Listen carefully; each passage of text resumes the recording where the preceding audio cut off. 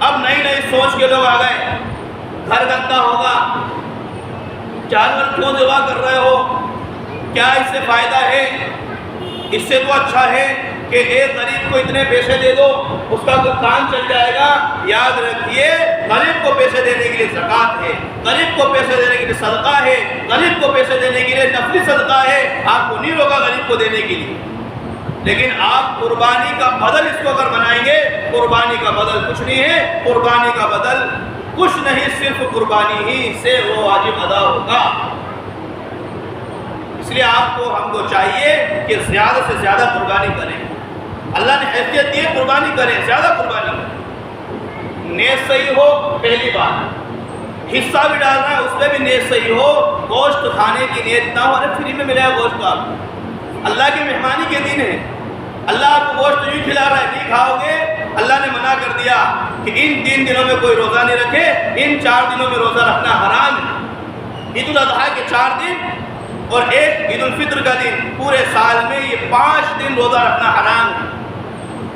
یہ تو آپ کو اللہ خود مفت میں کھلا رہا ہے، فری میں کھلا رہا ہے، پیسے بھی آپ کے، گوشت اللہ کی طرف سے، اور آپ کی قربانی قبول ہوگی۔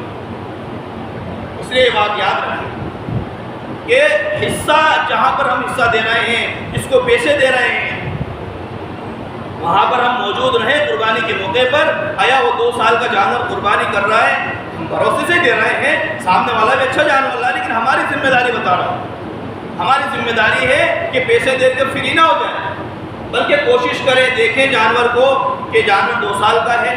اس کے بعد حصہ دینے والا بھی امانت داری سے پورے جانور کو ذبح کرے، اس کے 7 حصے بنائیں اور 7 حصے تول کر ایک ایک کو پہنچائیں۔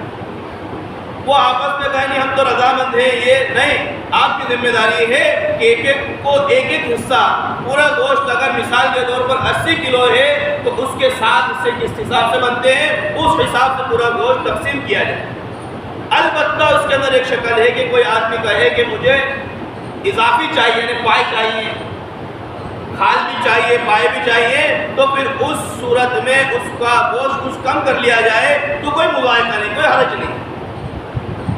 لیکن اپنی مرضی سے حصے دے دینا، کسی نے کہا کہ میں حصہ شرط پہ لوں گا، تو یہ 13 کلو گوشت ملے، آپ نے کہا مل جائے گا، وہ آیا آپ نے اس کو 13 کلو بھر دیا، ایک نے کچھ نہیں بولا، اس کو آپ نے 9 کلو دے دیا، دوسرے نے کچھ نہیں بولا، اس کو آپ نے 10 کلو دے دیا۔